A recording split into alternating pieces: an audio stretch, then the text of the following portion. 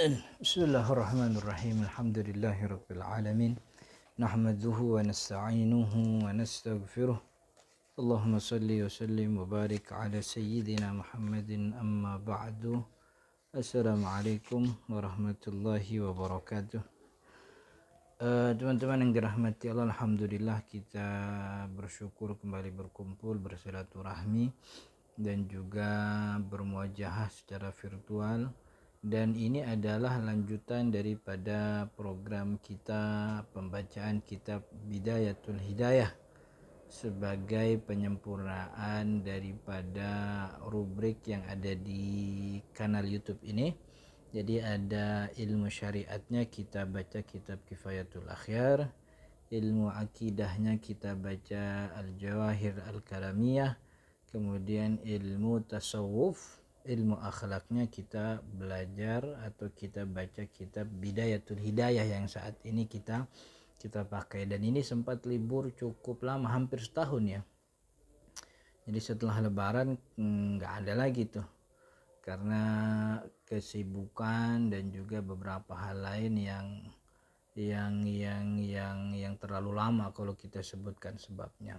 Jadi ini lanjutan, mulai lagi kitab Bidayatul Hidayah, dan insya Allah Bidayatul Hidayah ini akan kita baca setiap hari Jumat ba'da subuh.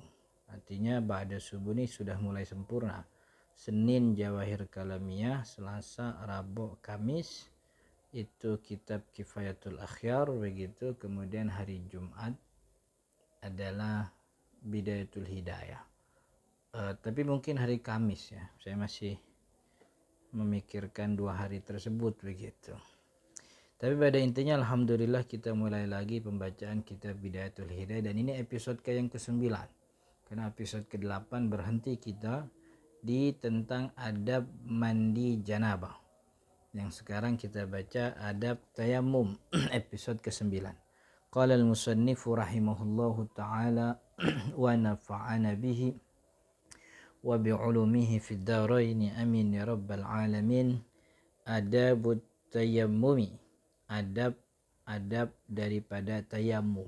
Di beberapa pertemuan sebelumnya mohon maaf,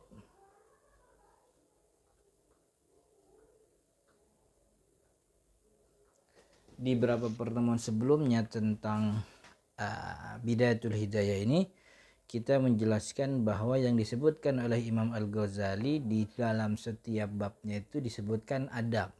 Jadi yang namanya adab itu yang ada secara bahasa, adab itu al-mad'u ilaihi, al-mandubu ilaihi, al-masnun alaihi. Jadi sesuatu yang dianjurkan. Dianjurkan ini dalam arti di dalamnya ada kewajiban sekaligus ada perintah. Karena memang ini kitab akhlak, jadi ibadah-ibadah yang dijelaskan dalam kitab-kitab ini itu mencakup seluruhnya. Jadi rukunnya rukunnya diajarkan sekaligus sunnah-sunnahnya juga. Maka dalam rangka yang disebut dengan adab begitu. Kalau kita fikih kan beda, dijelasin rukunnya, lalu ada sunnahnya. Enggak, kalau kita Bidayatul Hidayah rukun sunnah nyatu sebagai bentuk adab.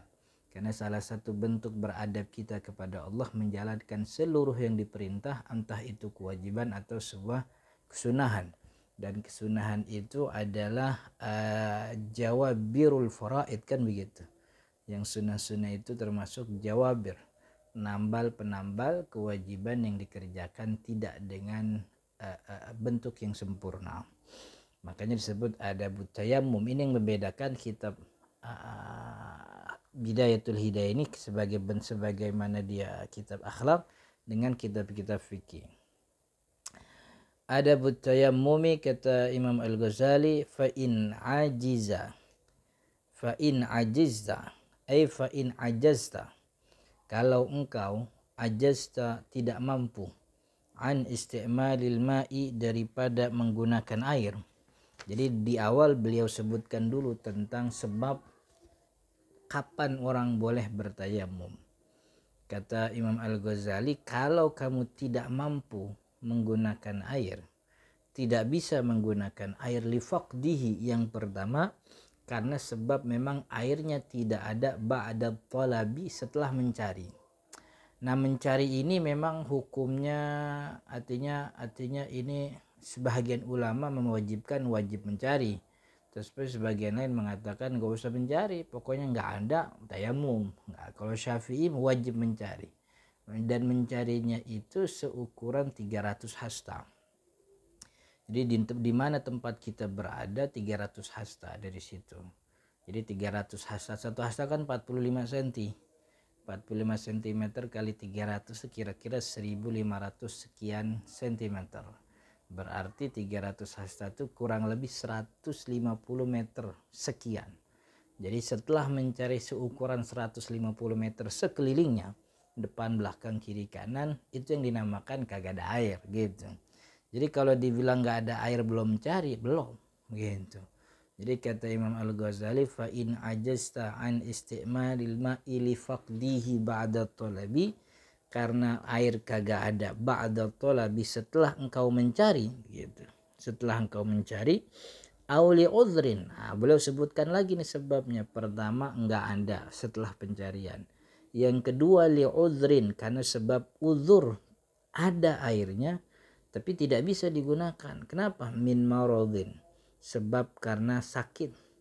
Jadi engkau dalam keadaan sakit yang kalau pakai air ini sakitnya makin parah, sembuhnya makin lama, atau memperparah keadaan diri, malfungsi pada anggota tubuh, atau bahkan menyebabkan kematian. Begitu. Jadi karena sebab uzur min maradhin, daripada sakit, aw limani'in minal wusuli ilaihi, atau jadi kalau yang pertama kagak ada setelah mencari, yang kedua sakit, yang ketiga limani'in minal wusuli ilaihi, karena ada yang menghalangi. Kita tahu keberadaan air, jaraknya mungkin hanya 50 meter, jaraknya mungkin 100 meter di depan kita, atau mungkin jaraknya kita tahu ada 1 kilo yang kalau kita jalan nggak, waktu sholat masih tetap ada begitu. Cuman kalau kita mencapai ke sono nih, limaniin, ada penghalang yang membuat kita tidak bisa sampai. Limaniin minal wusuli ilaihi, adanya penghalang daripada sampainya kita kepada air. Min sabu'in, salah satu contohnya daripada hewan buas. Au habsin, atau kitanya di penjara, begitu ya.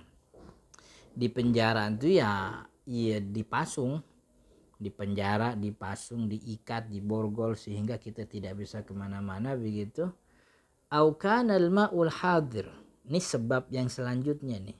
Jadi kan memang ada yang dikatakan oleh oleh ulama-ulama Syafi'i, sebab tidak ada air orang boleh tayamum itu ada dua. Sebab ini secara umum, sebab air memang tidak ada secara hakiki. Yang kedua, tidak ada air secara hisi. Yang tiga tadi kita sebutkan tidak ada air secara hakiki. Memang hakikatnya air tidak ada, tidak bisa. Pertama, kita nggak ada setelah kita pencari. Yang kedua, kitanya sakit. Yang ketiga, adanya penghalang yang membuat kita tidak sampai kepada tempat air karena sebab hewan buas atau juga habsin begitu. Atau mungkin airnya ada tapi di tempat orang, di rumah orang PKI misalnya kan. itu tiga ini namanya tidak ada air secara hisi. Au kanal ma'ul hadiru, atau bisa jadi karena sebab airnya ada, hadir tuh ada di majelis kita. Hadir itu artinya kelihatan, kita bisa ngelihat adanya air berada di dekat kita. Tahtaju ilaihi li'adshik, tapi engkau butuh terhadap air tersebut karena engkau kehausan. Ini yang disebut dengan istilah tidak ada air secara maknawi, tidak ada air secara syar'i. Airnya ada tapi dianggap tidak ada. Kenapa? Airnya kan ada tapi dibutuhin buat apa? Buat kita minum. Tahtaju ilaihi, engkau butuh kepada air tersebut, li'adshika, untuk minummu karena kehausanmu. Au li'adshi rafiqika, atau karena sebab kehausan rafiq, temanmu. Ada air cuman seukuran berapa 50 mili 50 mililiter. Itu kan cukup sebenarnya buat berwudu satu orang. Cuman air ini nih sangat dibutuhkan untuk kita minum. Karena kalau nggak minum nih perjalanan nggak dilanjutkan. Kenapa nggak dilanjut? Orangnya mati kan gitu. Atau sangat kelelahan gitu. Maka minum airnya, tidak perlu wudu, tayamum begitu. Atau bukan kita yang haus, rafiq, teman kita nih. Teman kita yang kita bersama sama kita.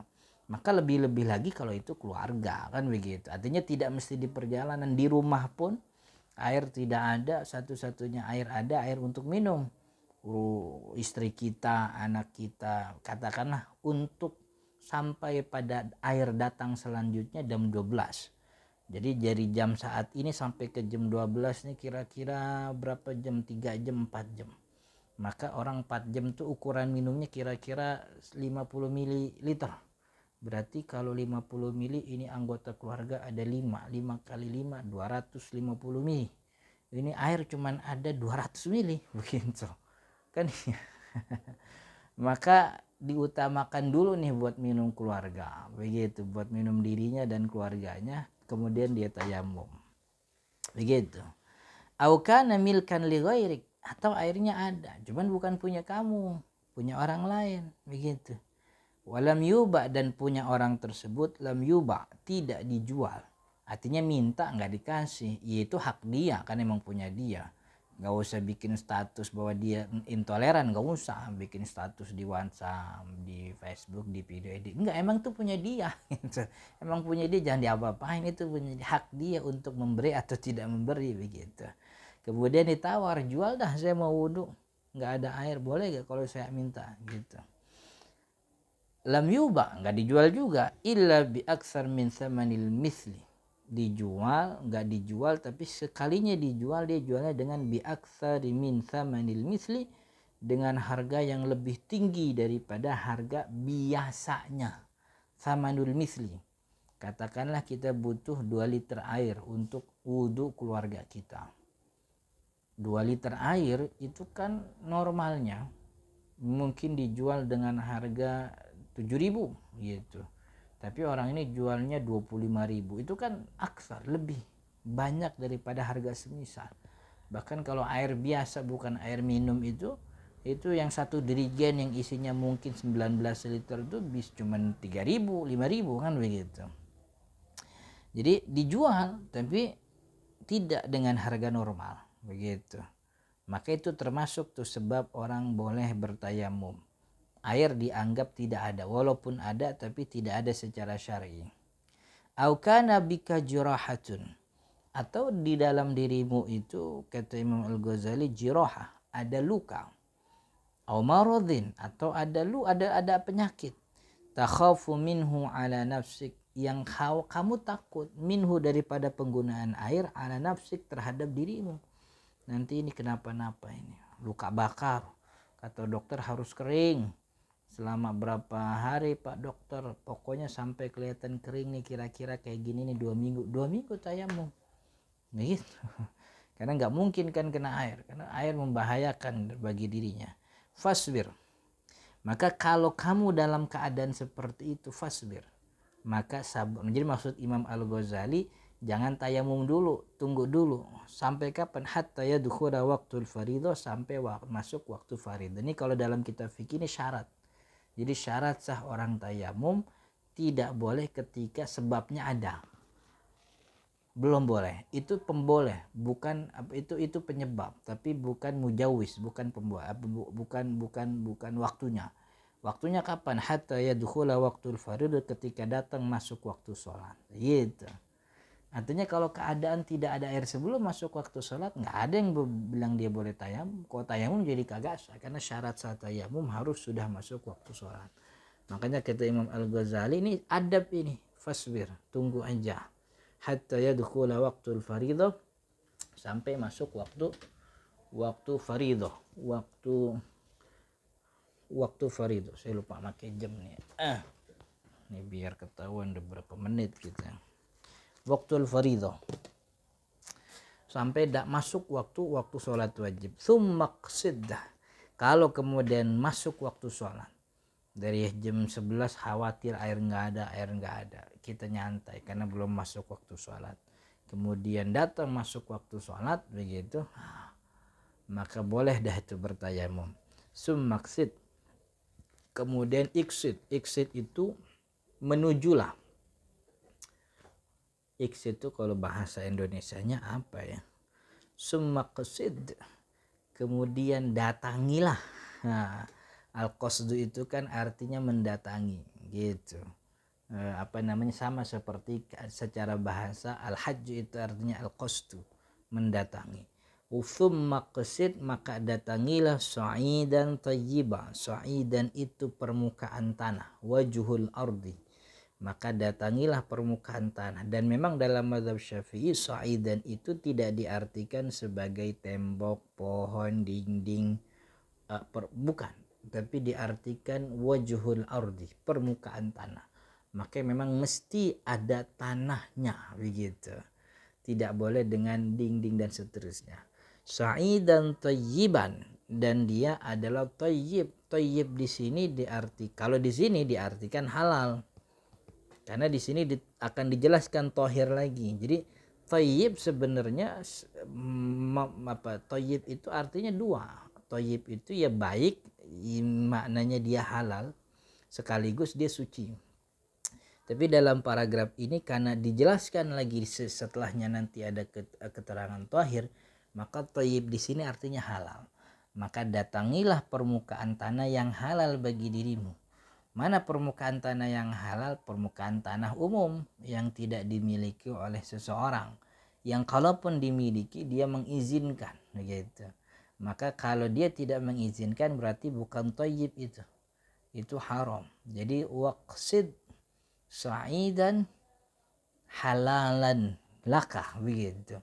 Maka datangilah permukaan tanah yang halal. Jadi kalau tanahnya punya fulan, tanya dulu, Pak Haji, boleh nggak tayamum di sini, kan tanahnya tanah Pak Haji? Boleh, silahkan, kan begitu. Tapi kalau nggak boleh tayamum, iya punya dia, itu hak dia.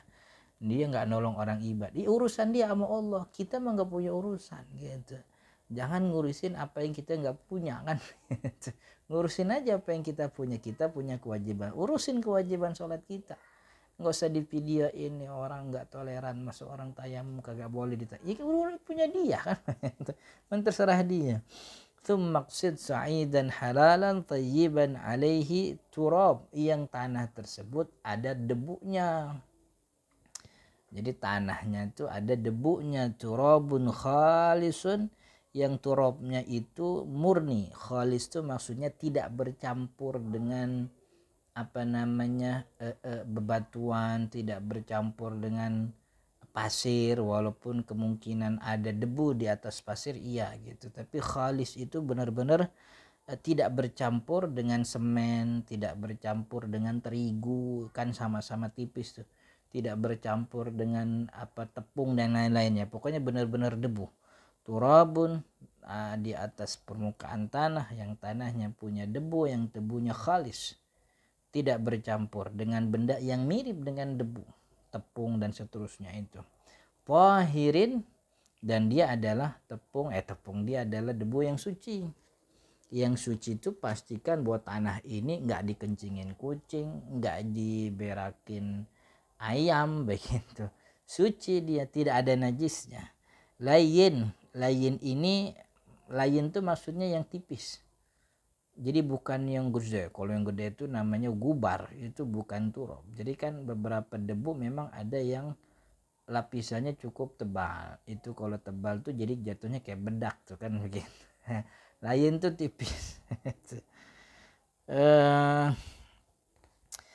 Bihaitsu yartafi'u minhu gubar, yang mana dengan debunya diangkat, gubarnya juga hilang begitu. Fadrib alaihi, maka pukullah di atas permukaan tanah tadi. Permukaan tanah yang tanahnya tanah halal, di atasnya ada debu, debunya tidak bercampur, khalis dengan tepung atau dengan benda sejenisnya, yang debunya itu layin, tidak merusak dalam arti lembut, tidak melukai muka gitu. 4 berarti syaratnya tuh, syarat debunya. Thayyib, tahir, thayyib, turab, khalis, tahir. Ya 4. Lain 5 gitu.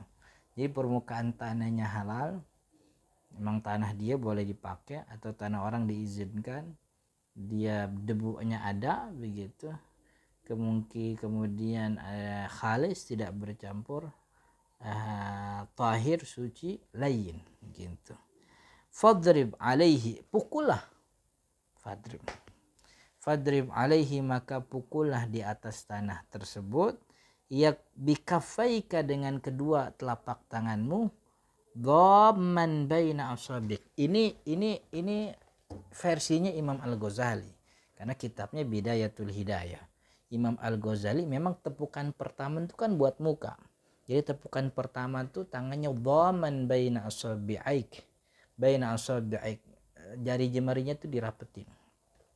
Ini tepukan pertama, berbeda dengan ulama-ulama lain dalam mazhab Syafi'i yang tepukan pertama dan kedua sama, direnggangin, tafriqul asabi'. Kalau Imam Al-Ghazali dirapetin begitu,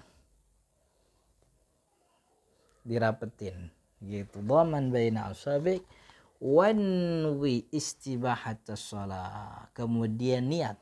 Jadi niatnya sekalian nepuk. Ini katakanlah tangan satu sekalian tangan dua gitu ya, sambil dirapetin karena tepukan pertama, rapetin. Nawaitu tayammuma listibahatis shalah wanwi istibahata fardhis shalah, gitu. Niat dan berniatlah istibahat, niatnya istibahati fardhis shalah, niatnya agar saya niat tayamum listibahati fardhis shalah, untuk boleh sholat wajib. Kenapa niatnya enggak lirafil hadas? Karena tayamum bukan rafil hadas. Tayamum bukan ritual yang mengangkat hadas. Yang mengangkat hadas itu cuma 2, wudhu sama mandi janabah. Wudhu hadas kecil, mandi janabah hadas besar. Tayamum enggak. Jadi niatnya tuh biar boleh sholat aja, enggak ngangkat hadas. Kalau yang niatnya ngangkat hadas, bener gak Ustaz? Ya salah. Salah, niatnya harus, kan innamal a'malu binniyat, amal itu tergantung niat. Kalau dia niatnya lirafil hadas padahal itu tidak mengangkat hadas, ya kan berarti tidak ada niat, sia-sia. Itu yang harus ditekankan. Kita udah banyak belajar di video-video saya tentang niat gitu. Saya juga udah pernah nulis buku judulnya Nawaitu Shauma Ghadin, apakah ada hadisnya menjelaskan tentang urgensi niat. Nanti insya Allah di deskripsinya kita taruhlah link Nawaitu Shauma Ghadin itu, karena itu yang sering dipertanyakan. Itu juga variasi niat dalam hal ini, artinya wudhu berbeda dengan mandi berbeda dengan tayamum, karena innamal a'malu binniyat itu tadi. Wan istibahata fardhis sholati, niatlah istibahati fardhis sholat. Nawaitu tayammuma listibahati fardhis sholati, begitu. Kemudian wamsah, kemudian usaplah, sapulah, bihima dengan kedua tanganmu, wajahaka, mukamu. Wajah dari tempat tumbuh rambut sampai dagu, kuping ketemu kuping nih, Bang. Wamsah, dan usaplah, sapulah, bihima dengan kedua telapak tanganmu, wajahaka kullahu, seluruh bagian wajah, marratan wahidah, satu kali aja. Jadi kalau satu kali ini bentuknya bagaimana? Begini. Udah 2 tepuk, satu kali aja. Ini memang teknisnya bisa macam-macam ya, tapi teknis yang kami dapati dari beberapa guru, memang tayamum itu begitu, dialirkan aja sebagaimana wudhu. Atau tangan kanan di atas, tangan kiri di bawah. Nah, gitu. Jadi karena ini masih satu anggota tubuh, tidak ada yang namanya musta'mal. Yang musta'mal itu air atau debunya jatuh ke anggota tubuh lain yang anggota tubuh lain itulah yang namanya mustamal gitu. Tapi kalau masih satu anggota tubuh nggak mustamal, karena itu yang sering ditanyakan. Ini kalau muka kita wudhu, biasanya wudhu basuh muka di jidat, itu jidat, air yang jatuh dari jidat ke pipi mustamal enggak, karena masih satu anggota wajib. Kalau dari muka jatuh ke tangan, yang tangan itu mustamal begitu. Wamsah bihi ma wajhaka kullahu marratan wahid, satu kali aja. Satu muka satu kali aja. Wala tatakallaf isalal gubar, dan jangan maksa. Jadi jangan maksa menyampaikan gubar. Gubar itu apa ya? Iya, gubar tuh bahasanya ya debu juga sebenarnya, tapi gubar tuh lebih kasar daripada turab begitu. Maksudnya jangan maksa untuk menyampaikan gubar yang di dalamnya mungkin ada turabnya, ila manabiti sya'ri, kepada tempat tumbuh rambut gitu. Jadi jangan maksa nih. Ini kan tempat tumbuh rambut nih, manabit. Kan dari wajah kita nih ada manabit. Nih manabit, tempat tumbuh rambut di sekitar muka nih, sini. Jadi yang kayak gitu jangan dipaksa gitu. Udah tangan nih gitu, nggak usah maksa, nyantai aja Pak, mukanya aja, muka tenang aja gitu. Mukanya aja. Ini tempat-tempat tumbuh rambut nih gitu, termasuk kalau dia punya jenggot, itu kan ada rambutnya kan ya, nggak usah dipaksa, nyantai aja gitu. Kasufa khafaan kasif, khafa au kasif, baik itu rambutnya khafa tipis atau kasif, atau itu dia adalah tebal begitu. Jadi nggak usah dipaksa, karena bukan kewajiban. Beda sama wudhu. Kalau wudhu tipis wajib dibasuh kan ya, tebal tidak wajib dibasuh. Kalau tayamum enggak, tipis tebal sama aja, nggak usah dipaksa, nyantai aja begitu. Sekena apa yang di bagian muka aja. Tsumman zakhatamak, kemudian buka ini cincinmu. Wadrib dorbatan tsaniyah, dan pukullah dorbah, pukulan yang kedua begitu. Pukulan yang kedua mufarrijan baina asabi'ik. Kalau pukulan yang kedua mufarrajan, jadi karena ini pukulan kedua untuk tangan, cincin dibuka dan tepukannya itu ke tanah, tangannya dibuka, dan jangan ditepuk di tanah yang tadi ditepuk, udah beda lagi nih di mufarrajan baina asabi'ik. Wamsah bihi ma yadaika ma'amir faqaika, kemudian usaplah dengan kedua tanganmu, kedua telapakmu, kedua tanganmu bersamaan dengan mirfaqaik, sikumu. Jadi dua tangan, telapak tangan kanan untuk tangan kiri, telapak tangan kiri untuk tangan kanan. Yang dianjurkan, bentuk yang dianjurkan kan seperti ini, tangan dibagi 3, 1, 2, 3. Ini bagian pertama, ini bagian jari jemari, ini untuk bagian belakang, bagian zahir tangan, dialirin, nyapu nyantai aja gitu. Namanya juga tayamum gitu.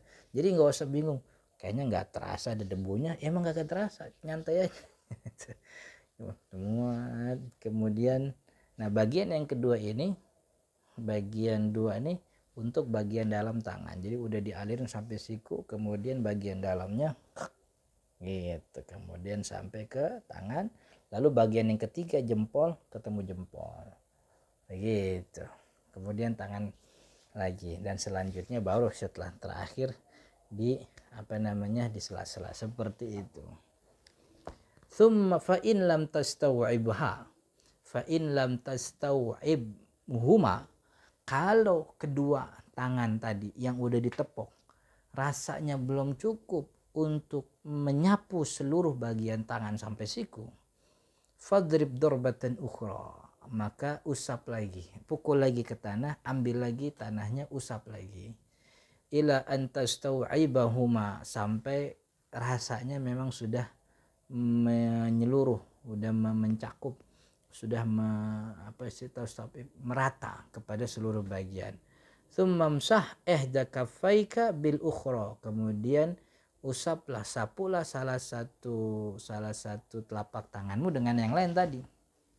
Jadi udah begini dirasa kurang, tambahin lagi dah. Gitu. Dirasa kurang, tambahin lagi. Udah cukup. Ya udah begitu. Nah, begitu. Wamsah ma baina asabi'ika, kemudian usaplah antara jari jemarimu bitakhlil, dengan takhlil, dengan di sela-sela, begitu. Itu tayamum, simpel, sederhana. Tayamum tuh nggak gimana-gimana, cuman kitanya aja malas belajar. Jadi pas suruh tayamum, waduh tayamum gimana? Ya begitu. Wasalli bihi fardun wahidan, kemudian salatlah dengan tayamum itu fardun wahidan, satu salat fardu aja.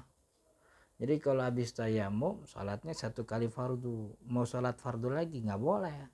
Tayamum satu untuk satu salat fardu. Wa masyi'ta minan nawafil, tapi habis itu zuhur, katakanlah zuhur. Wa masyi'ta minan nawafil, dan terserah berapapun jumlahnya untuk salat sunnah. Habis salat zuhur tadi tayamum, salat habis salat zuhur salat sunnah 2 rakaat, salat sunnah lagi 2 rakaat, salat sunnah lagi 2 rakaat. Kan kalau salat sunnah habis zuhur kan nggak ada waktu terlarang tuh. Jadi nggak ada masalah tuh berkali. Tapi kalau salat wajib seperti orang musafir, dia menjamak zuhur asar karena nggak ada air tayamum, maka ketika selesai sholat zuhur dia kan mau langsung sholat asar nih, tayamum lagi. Karena satu tayamum hanya untuk satu sholat fardu. Kalau sholat sunnah banyak boleh. Begitu. Fa in aradta fardan saniyan. Nah, kalau kamu ingin melakukan fardu, sholat fardu saniyan yang kedua, entah karena antum tuh musafir, jamak sholat, atau memang qada sholat begitu, fastanif, maka ulangi dari awal, lahu, untuk kewajiban fardu yang kedua itu, ulangin tayamumnya tayammuman akhar, satu tayamum lagi yang berbeda. Begitu. Wallahu ta'ala alam, mudah-mudahan bermanfaat. Ini kita sudah selesai nih bab taharahnya. Nanti selesai wudhu, mandi udah, wudhu udah, kalau nggak ada di tayamum kan dia mau berangkat sholat nih. Makanya bab selanjutnya adabul khuruji ilal masjidi, adab-adab bagaimana kita menuju kepada masjid dari kitab Bidayatul Hidayah. Imam Al-Ghazali mengajarkan kita bentuk beradab kepada Allah, bentuk berakhlak dari mulai runut, dari mulai awal, bagaimana berwudu, kemudian berangkat sholat ke masjid. Insya Allah ini minggu, sejauh ini memang yang terpikirkan tuh hari Jumat pagi ba'da subuh begitu ya. Jadi pertemuan kita selanjutnya minggu depan gitu. Selasa, Rabu, Kamis kifayatul akhyar. Tapi mungkin ada perubahan begitu. Mungkin ada perubahan. Insya Allah kita akan kabari rutin setiap pertemuannya tentang perkembangan ini. Jadi ini mau mulai lagi begitu. Mudah-mudahan diberi kelancaran, Allah ngasih taufik, Allah ridhai apa yang kita kerjakan, dan Allah beri kepahaman. Saya mohon koreksi dari para asatidz, guru-guru, para masyayikh, para kiai ajengan, para buya, termasuk teman-teman sarjana muslim. Jika menemukan ada kekeliruan dalam bacaan, penerjemahan, atau juga penjelasan, saya mohon dengan sangat untuk bisa dikoreksi. Hadanallahu wa iyyakum ajma'in. Assalamualaikum warahmatullahi wabarakatuh.